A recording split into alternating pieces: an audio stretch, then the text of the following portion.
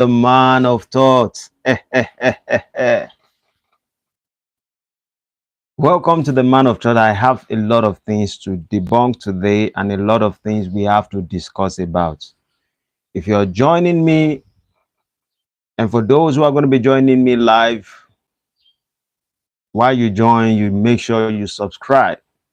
Before we proceed in today's topic, because we have a lot to talk about today, part of the things that I'll be touching on is the UK protests. Secondly, the looting and the attacks on Nigerians. I would also be touching on DSS of Nigerian arresting leaders. Thirdly, I should be talking about certain money that the government issued for renovation, despite the fact how Nigerians are hungry. We would also look into the aspect of Sanwo-Olu commending Lagos for civil protest and the rest of it. 4, we will be talking about Nigerians' attack on Omoyele Sowore, the activist. We will talk about probably Tonto Dikeh, if time permits us. Then I will talk about Nigerian wheat prices and certain things that people are supposed to be aware of. And then what women are saying about men due to this protest and the hunger of the land. Please, if you're just joining me, welcome to the Man of Thought. I know today is Monday. I most likely should have waited till night, but I like to say things whenever I think it is right for me to say it, or it is the best time that I feel that the message will be able to get out of me in the best way possible. I would sing a song for those who have not joined me yet. And most likely I might sing it later again while you join me. Before I proceed, let us talk about one song that Baba Fela sang. Baba Fela sang a song. He said, Kolo mentality. If you say you be colonial man, you done the crazy before, then don't release you now, but you never release it yourself. I say you fit never release yourself. Kolo mentality. If you say you be colonial man, you done the crazy before, then don't release you now, but you never release it yourself. It be so. It be so, that they overdo all the things, then they do, it be so. It be so, then go think say the better pass them, brother, no be so, it be so. The things where black no good, na politics, then they right no be so. Kolo mentality, now make you hear me now. Kolo mentality. Every single time I make a decision to say certain things that are real, like Kolo mentality, it is always apparent that they might not give me the money, they might not count the hours that people use in watching my program. I have experienced this countless of times, and I wonder why they do it, simply because they don't want me to use certain language, even if I use the fair language that we as people can experience and talk about the past things in our history. It seems as if the system is kind of built, this platform is kind of built for us not to be able to say certain things, even when those things are actually real. So let us focus on today's subject. Let's start with the whole topic of the UK first. Now, yesterday I was having some conversation with people, and they touched on the UK stuff while I was actually addressing the aspect of Nigerian protesters.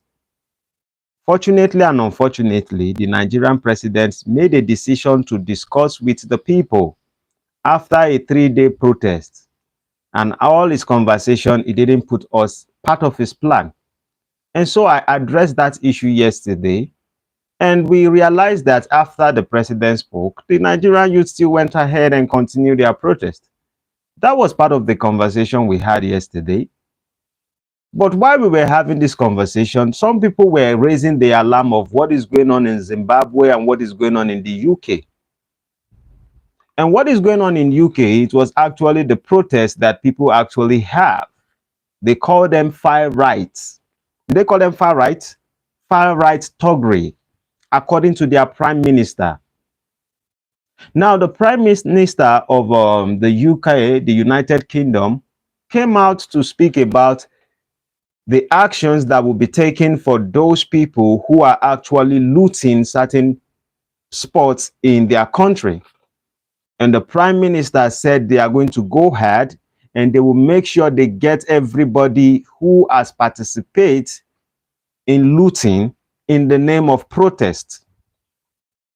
In fact, he furthermore talked about why are they assault on the blacks over there. And when we talk about the blacks over there, most likely, I wouldn't want to presume a lot of things, but most likely I think the Nigerians will be majority because I have a lot of people there and I talk to a lot of people from that angle. There are two ways for us to look at this particular conversation when it comes to the idea of the UK, of Nigerians going to UK and how the UK are actually attacking the Nigerians over there. Let me make something very clear. When Nigerians, when we make a decision to protest, we made a decision to protest because the problem we had was hunger in the land. The problem we had was that there was lacking of food in the land. So we were not paying so much attention to certain things. But it is unfortunate sometimes that how we act in certain places that they call the first world or third world country, that's the same thing that is kind of applicable in the first world country. What do I mean by this statement? When the Nigerians, the Yorubas and the Awusas are protesting, we were against the Igbos. Certain people were accusing others that why would the Igbo be part of the protest? Now, I think it is because there's an ideology that is beneath the mentality of the other two tribes against one tribe. Now, back to the UK, the same protest is going on there. Rather, for them to focus on the situations of what is affecting them economically, they decide not just to loot and break other people's property, just like the way Nigerians also are doing in their own way, but rather they also choose certain group of people that they decide that they want to attack, or these people should be hated upon.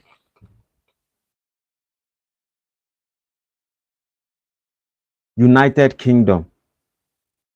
I believe this, that before the soil, certain people in a particular soil, youth decide to take a particular step on certain group of people, it is basically because there's a discussion on it, there's an historical fact in it, there's a mentality behind it that makes them take steps like that.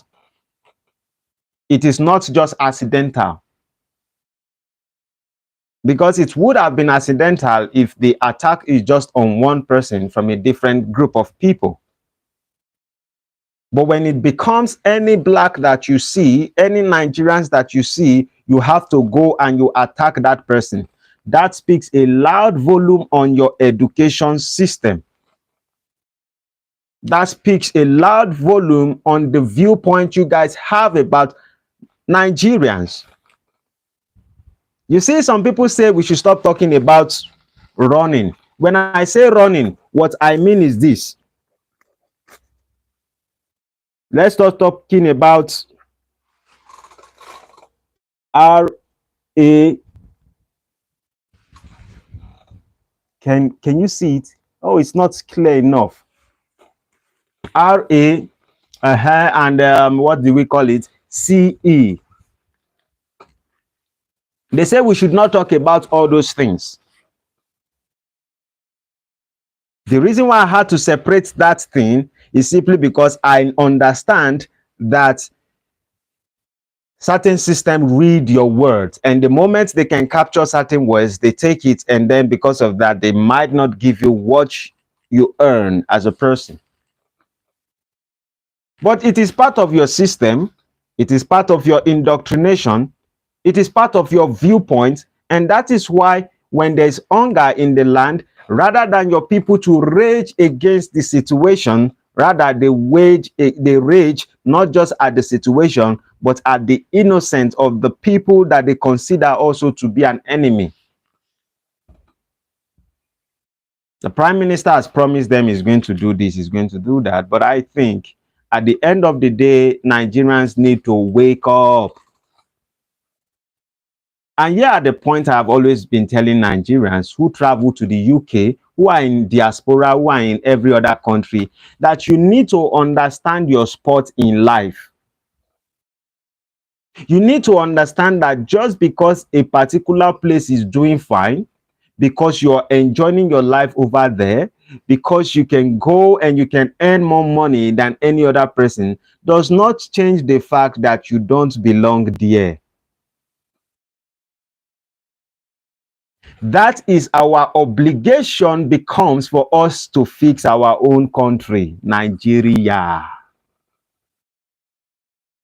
I have been telling people who move diaspora every single time, because some of them, when they travel out of the country, they begin to look at we Nigerians like we do not have senses, we are this, we are that. And I'm like, rather than you focusing on how we are acting, why not focus on how you can actually contribute to the way we think? Why not think about how you can contribute to the youth who you can change? Why not think about focusing on contributing on how you can change the mentality of the young ones, of the children, in your own way? You don't have to do it in a very large scale, but you really need to pay attention to understand that whatever success you earn there, at some point, people will remind you that you are not from there, and the only place you have left is your home. In fact, I have had disagreement and I had to break up certain relationships with certain individuals just because of the names they call Nigerians. Just because they are also there. They think they are more civil, they are more educated. And I tell people this, regardless of the fact that you think you are in a nation that tends to be first world country and they tend to be educated, don't ever underestimate the fact that they also have the animalistic side of them. Just to speak English does not change the mentality of certain individuals. That's why Baba Fela sang it again. He said, Kolo mentality. If you say you be colonial man, you don't dey crazy before, they don't release you now, but you never release it yourself. That means there's a mentality that they call Kolo mentality. Kolo mentality is a mentality that has been given to you, but you think that you have been liberated.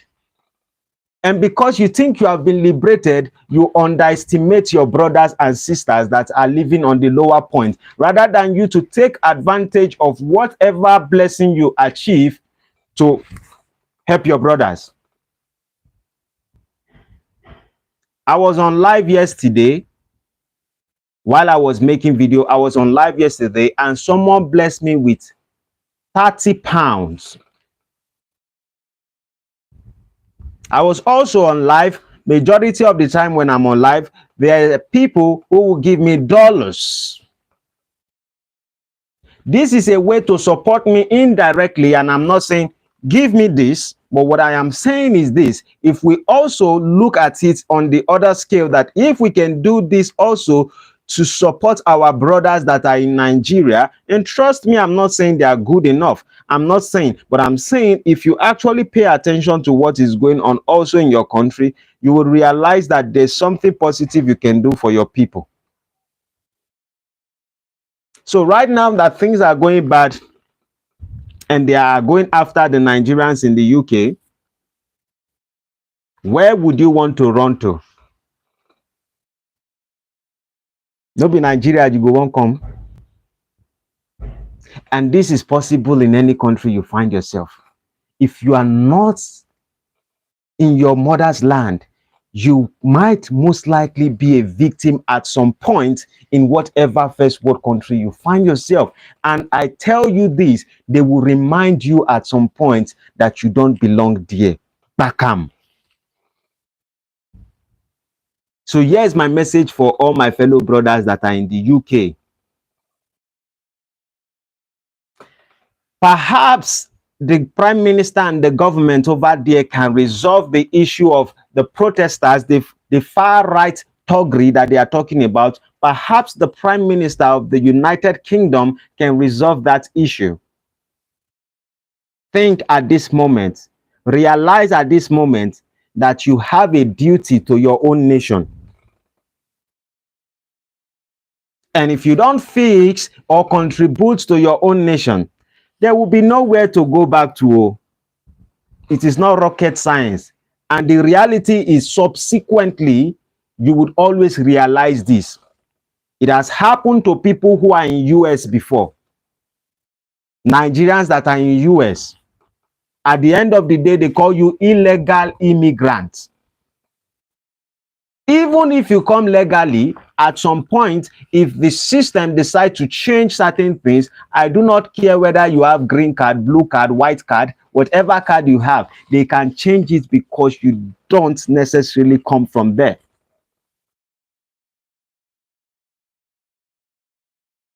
Open your eyes. That's the reality I want to tell you. Now that will lead me to the next subject I want to talk about. And that is about the DSS arresting one of the leaders of the protesters in Abuja, Nigeria. If anyone has watched most of my episode previously, you will remember what I said about leaders going to write their name down to the Nigerian police force before the protests. I told people that I know the system of this country far beyond most Nigerians. Not be by say you go read law. I understand the mentality. You might know the law that governs the land, but I know the psychology of Nigerians. This nation, kò anybody tó lè pàjá lọ́bọ̀ fún mi. I know how the system works. Not because I'm just a genius, but you see, when you make a decision to be observant, you will learn a lot when you decide to read, study, and observe your people. You know, meditate about your people. You will see, and when you see the historical fact of Nigerians, no, you would know how your people would operate. So it was funny when people make decisions that, oh, they want to go and protest. And I'm like, ọ̀rọ̀ burúkú tóun tẹ̀rí.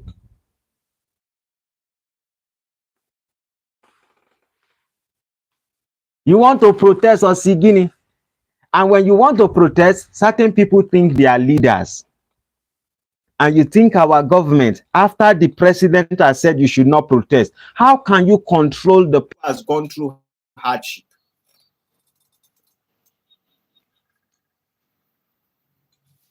What is happening? I'm seeing connected to other devices successfully. What's happening? Is my mic still working? I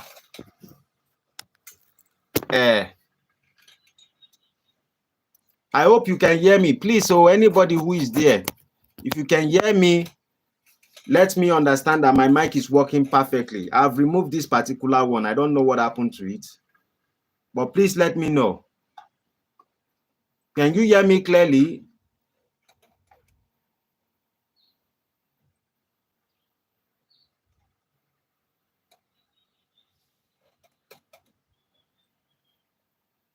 If you are joining me live, please, Bikonu, let me know. Can you hear me clearly so I wouldn't just be speaking to the wind?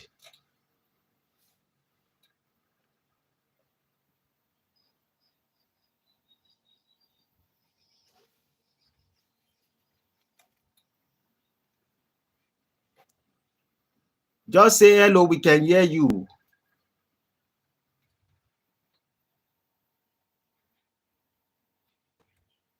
Oh, my brother is the one that is here. You are audible. Bagam. I was absolutely thinking of talking to you first. That should we do? But I'm like, this my Oga might be busy today, Monday. Oh. So I decided to like, okay, let me stay a bit.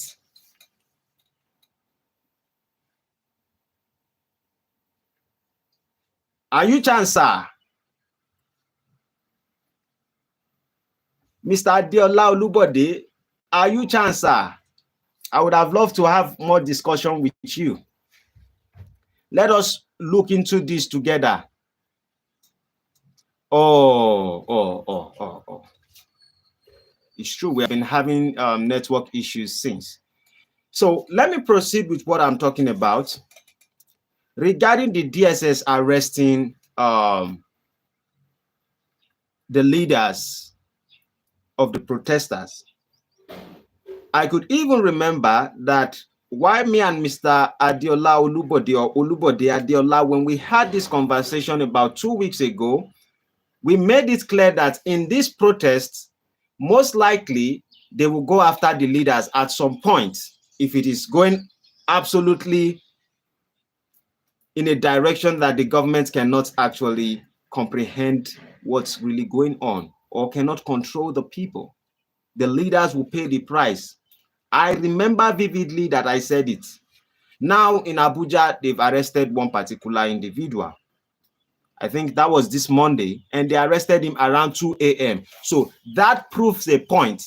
It wasn't even on the protest ground. It was in his house, and the DSS went after him. This is a lesson that Nigerians should put into their brain. The brain, you have to have it that, see, it's not about just reading laws, saying that I know my rights. When Fela was teaching his children, he did not teach his children to know their rights. He teaches his children to know their history, to know why the people are doing the way they act, to know the actions of their people. That was what Fela was putting inside the mentality of his children. If you don't understand how your country operates, how your country people think, they will manipulate the law because the law would not stick to anything. Come as a leader, come and write your name down. We want to know so that we can support you. Why? If you want to help us, we will tell you that this particular group, so we are going to so place and we want to protest. Because an individual or two individuals or three people who make a decision to be a leader of certain people, how do you know the kind of people that you are bringing to protest? How do you also know that certain hoodlums will not participate in that protest that might cause chaos? And if it causes chaos, you become responsible for those people, regardless of the fact that your own people might even be innocent. But we have seen this play parts in our history over and over again whenever people make decisions to protest.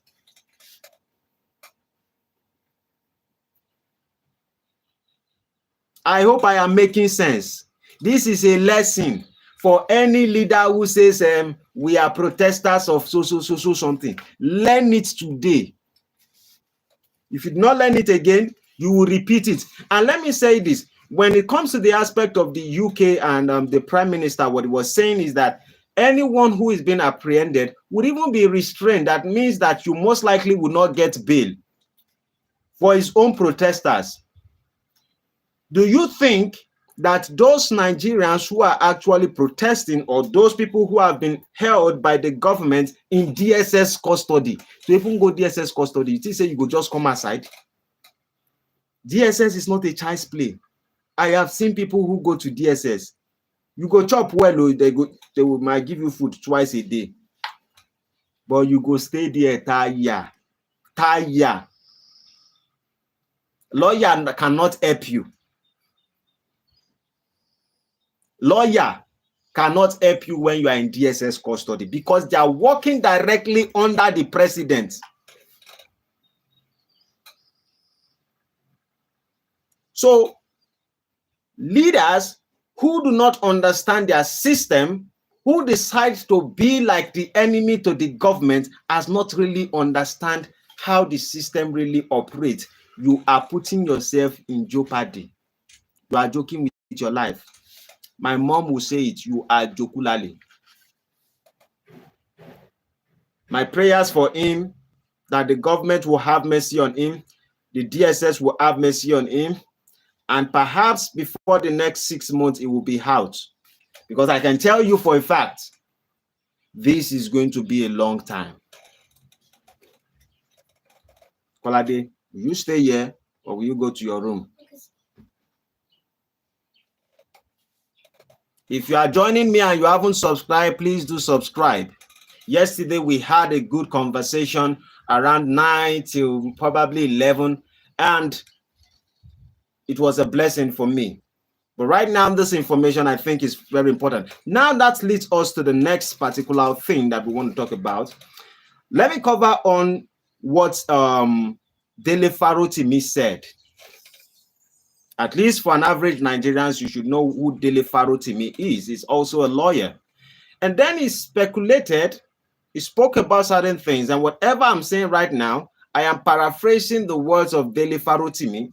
He talked about the aspect that Nigerian government who decide not to give out money to people who are hungry. Number one, this is my own words, but it's public also, that the president bought a jet. How much does a jet actually cost?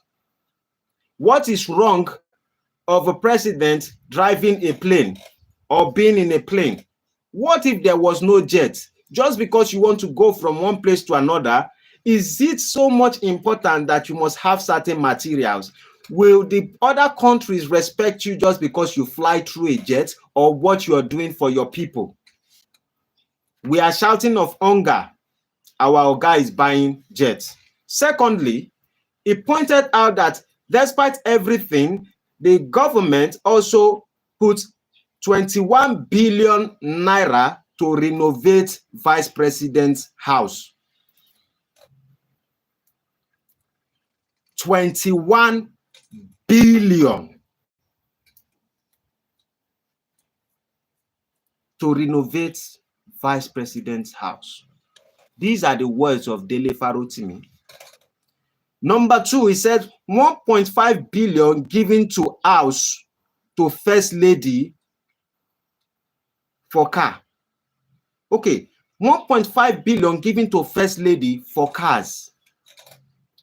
In a country where people are hungry, 1.5 billion given to first lady.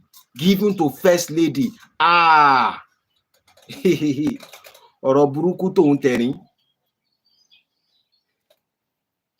Senator, the government, I am using the government, so I don't want to call anybody specifically before DSS come for me. The government issued that senator will be receiving 21 million naira monthly.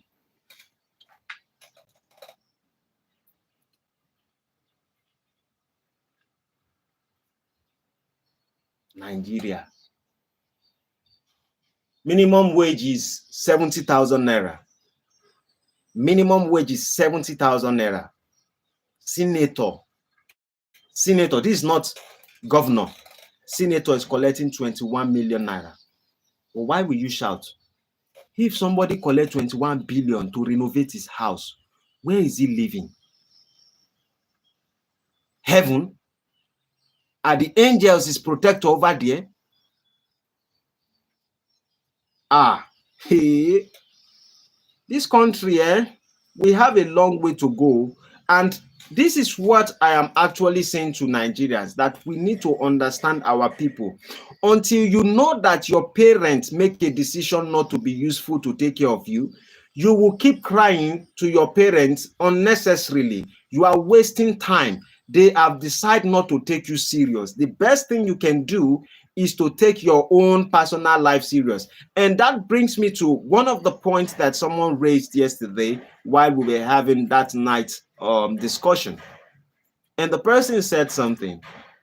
They said the music industry in Nigeria was not supported by the government. The government did not do anything to help the music industry in Nigeria, yet the youths were able to take the music industry and make it very big, make it very viral, make it a million, almost going to billion.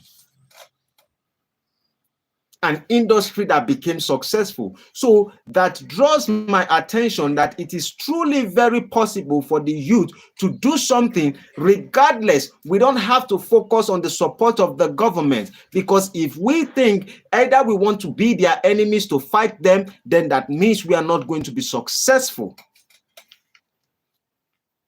We can only do one thing: infiltrate them by being a friend to them, being part of the political parties, most of the educated ones.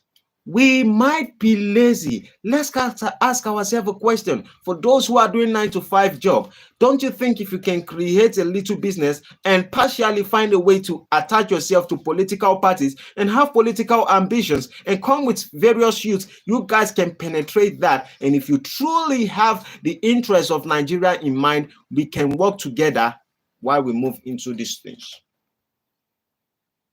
Then some Nigerian youth, not everybody necessarily have to enter into the political space. Certain people should decide to go into agriculture.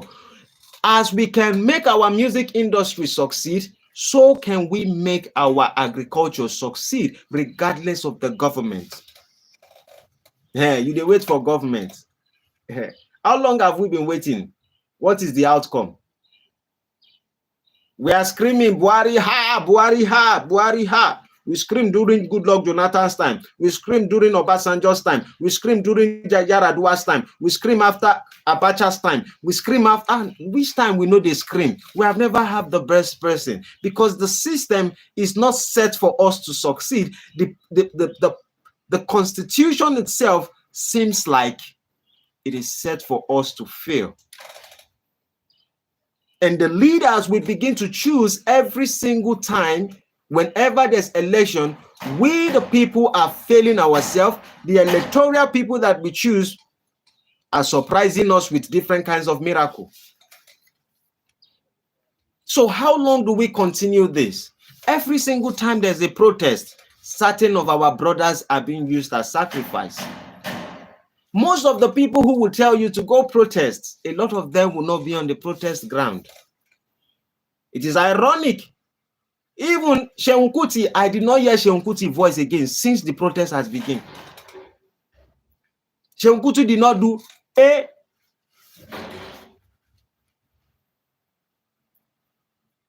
Before you will see Seun Kuti, you will be talking the historical part of in 1964, in 1949, by Abraham Adesanya, by this, by that, by blah, blah, blah, blah, blah. Oh, God, you ask people to go protest, take their future in their hands. Where were you? So the question is, why are Nigerians not learning? Do I respect him as an individual? Yes, I respect him. I did not respect Seun Kuti because of his father. I respect Seun Kuti as an individual because I think he has earned certain things to be a respectable person. But realistically, when it comes to certain things that we engage ourselves with, anyone who is trying to tell you to go to war and is not willing to be the first person at the front of war, that should tell you that you are acting like tell him to go still, ajoro jara joro. No brain, no jar, no sense, ajoro jara joro. I did not say anything. No, now person I sing the song. Okay, let's move to what the governor of Lagos State says. That's Sanwo-Olu. Sanwo-Olu talked about, he was recommending, or is he commending? Yes, he was commending his people for having a peaceful protest in Lagos. With that being said, I don't give up. The people in Lagos have decided to they've made a decision to be logical in the way they want to approach the protest. And so that actually makes sense, because the point around the protest is for things to be peaceful and for your voice to be heard. But when you look at it in a different angle, the question is, where your voice actually being heard? Did the president talk like your voice is being heard? or he talked like he wants to do what he used to do. And when he was speaking through the teleprompt, that was how his eyes is doing like this, and he was licking his tongue, like he put something in his tongue that he's using to talk to Nigerian youths. It saddens my heart that certain people that lost their life in the protest, they are the balablu bulaba.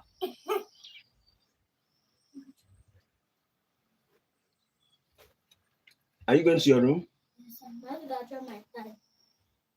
See, just go to your room. Don't disturb me until I'm done. Bye-bye. When Promise come, let him on TV in your room. Chikena. Or you go and call him to help you put it on. So that's for that. I don't really want to say anything about it, because if the Lagos people are thinking that they've actually achieved anything, yes, the peaceful protest, I think it makes sense, but in the aspect of achievement,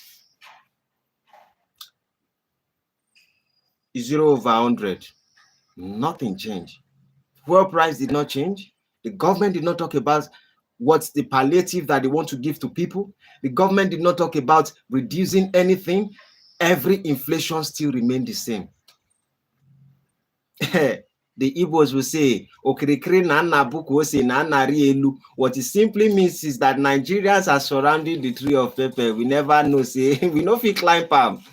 The people at the top, they don't give up. That's what I would say. Now, that leads us to the next subject when I say Nigerians begin to attack Omoyele Sowore for insisting hunger protests continue on Monday. I will repeat this particular statement. Nigerians attack on Omoyele Sowore for insisting hunger protests continue on Monday. The individual who is saying this is not in Nigeria. You might most likely think he's in the US and it might be in the UK. You might think he's in the UK and it might be in Canada. He did not go alone. No. He packed all his children, wham, and travel. When you look at it to a certain degree, I might kind of understand him to a certain point. And the point is that he never took away come out from DSS custody, or where he was being kept by the administration of Buhari. But the reality is that if you're an activist and you want the people to be able to fight, the question is, why are you not here?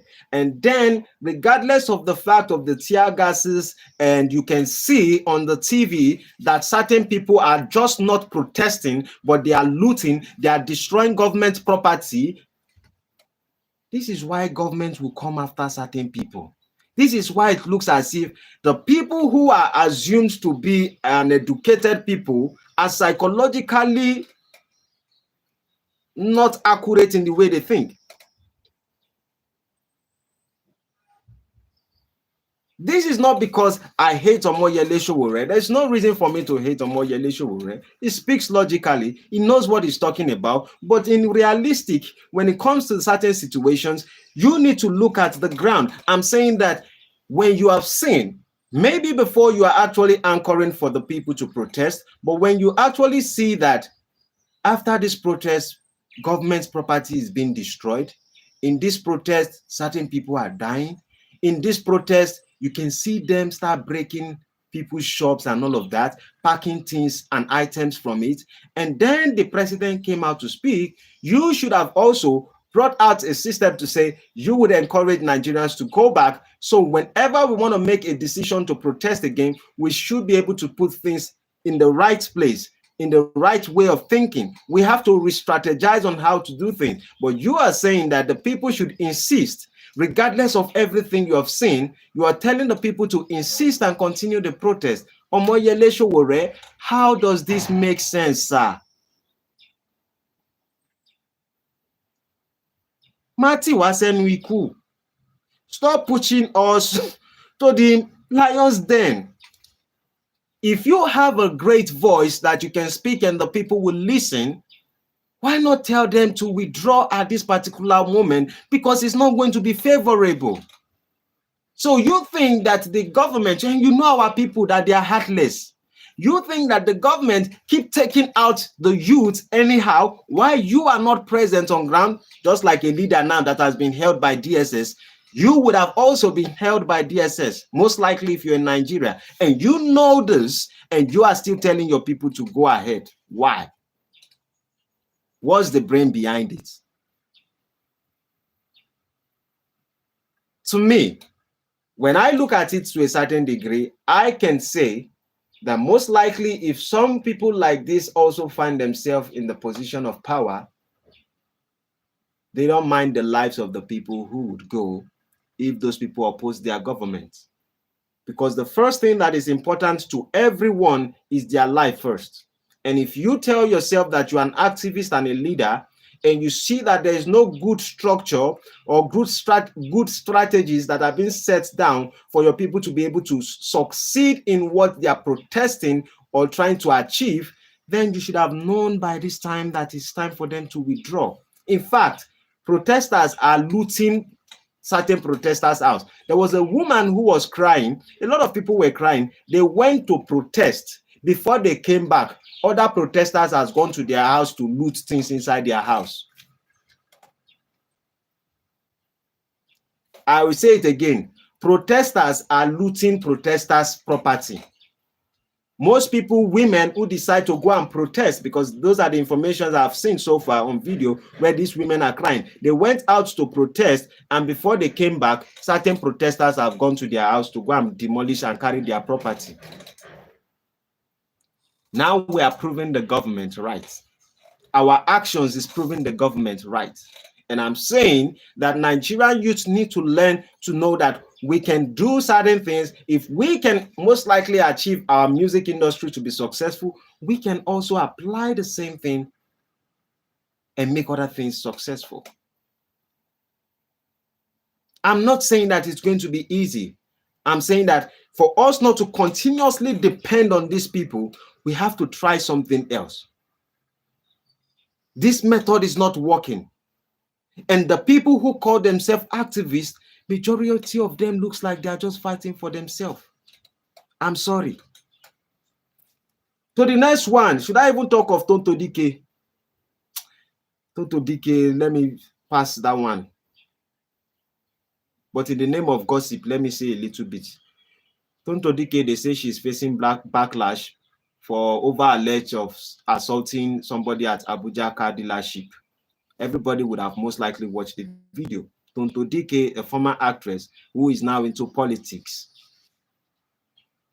who teared down her husband because the guy did not marry her again based off her attitude, now turns to car dealership after she became a politician and begin to assault him live on 4K. And she was proud of herself. So people are saying things that, oh, she's not supposed to have done this, blah, blah, blah, blah, blah.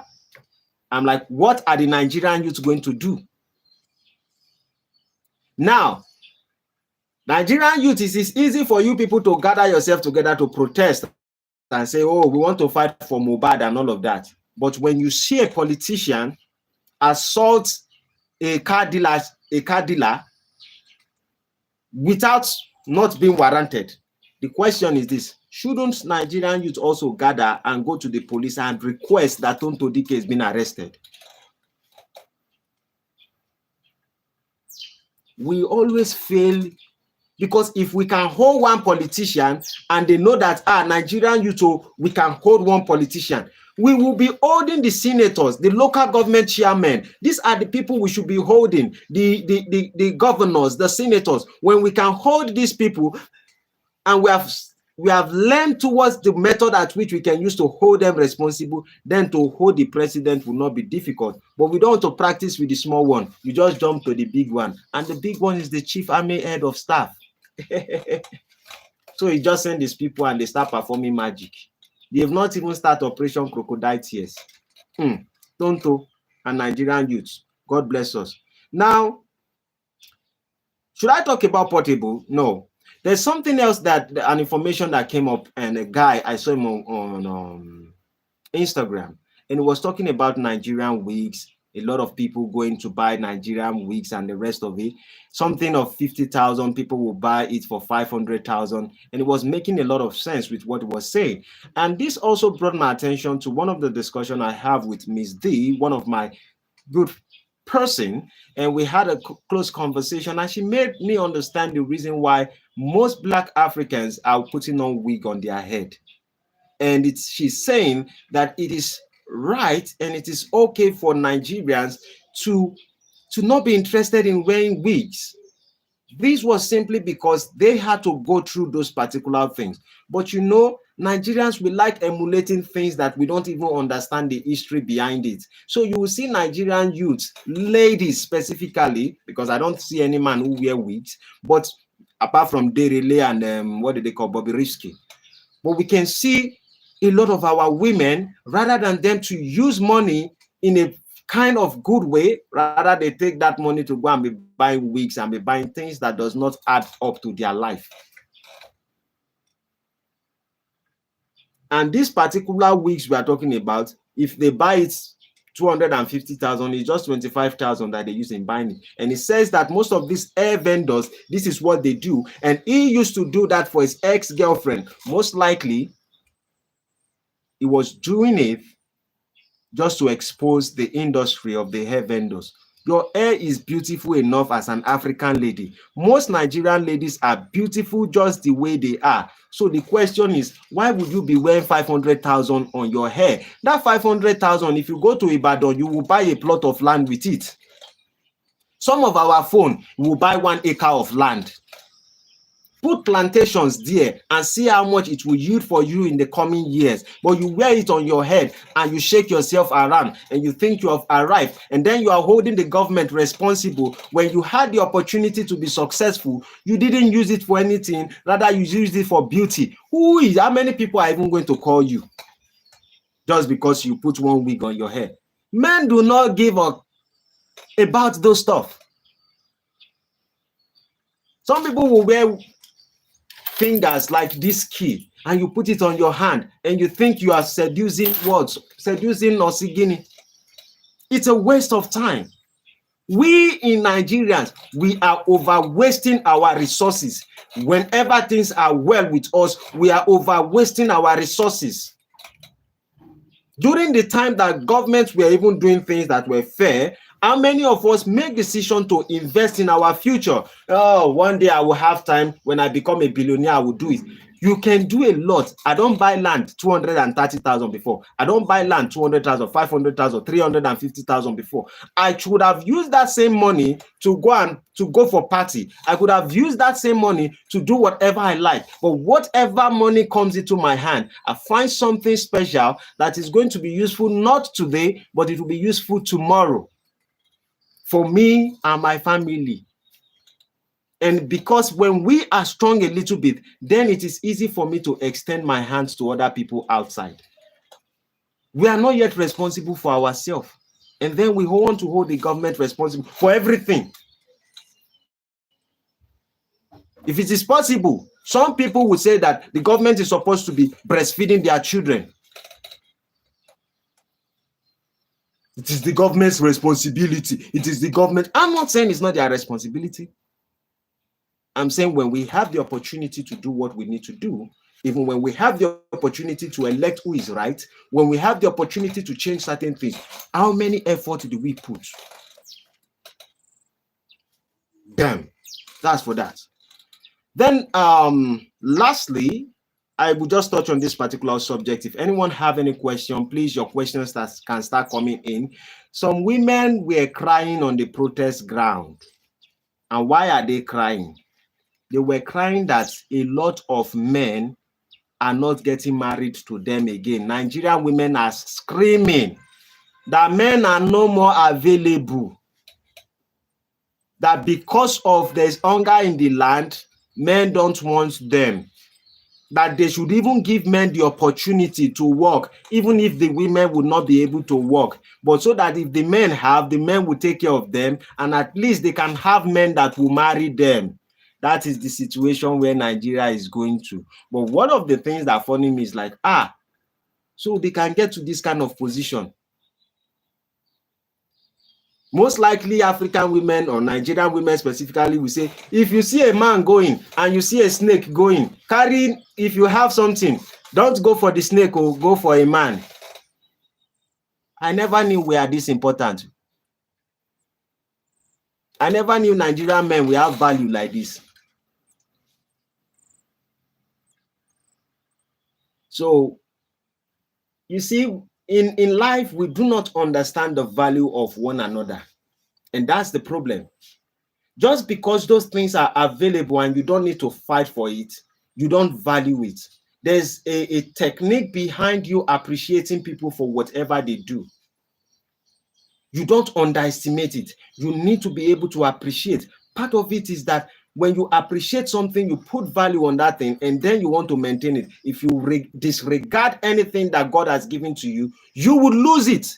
And that is what is happening right now. Most of the men who disregard men, when things get hard, the men just say, let me walk away, because I know that most women right now, if I say take 2,000 naira, take 10,000 naira to cook at home, you are going to nag a lot. And I know you to be the monetary type of person.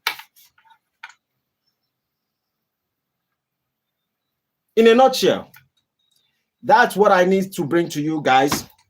For those of us who are in UK, Nigerians in diaspora who are in UK, Nigerian in diaspora who are in Canada, in Australia, in the US, in anywhere you are, hope you have seen what is going on. Try your best. Seek for Nigerians who are serious, Nigerian youth who are serious. Invest in them. It is not about you buying property, because if the land is not secured too, your property go. But what I'm saying is this: regardless on the property stuff, make deals with certain individuals who you know are willing to work, who are hardworking. They must have shown you that they are hardworking, and they must have shown you that they are honest. I'm not saying that it is very easy to get. I am saying if you pay a little bit attention to your country, fix it, because wherever you are, Ajole Dabile, one day you might be surprised by the people who brought you there. They were the one who came here. Now they say you should come there. Now you went there. Now they want you to go back. And know this, it is an indoctrination of their people. So they see Nigerians as the problem. You are hungry, you did not owe your prime minister, you did not owe your governors, you are owing Nigerians, and you start beating them. But let us also look at it from the other side. The same thing we are doing it to the Igbos here. Thank you for all those people who have joined me. Any question? Please, if you have any question, if you have any contribution, I am live and I would like to respond to it for the 8 people who are live right now. Questions, contributions, all we round up for today. Is there anything I've said that you disagree with? Is there anything I said that makes sense? No, you don't need to say if I make sense. Me, I know I make sense in many things that I say. Naturally, I'm a sense maker because I don't consider myself that I have sense, but I know that I make sense most times. But if you disagree, I want to learn also. Any question of the day? This is 53 minutes.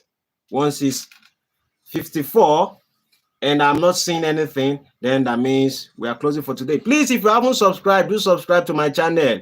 It is very important. Subscribe. I'm still waiting for your questions or your contributions before we proceed or we close for the day. Then most likely maybe in the evening we are going to be meeting. What do you think?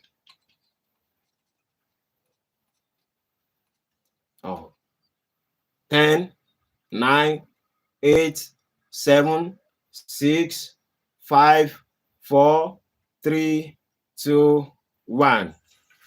Adios, amigos. Have a blessed day, everyone. Bye-bye for now.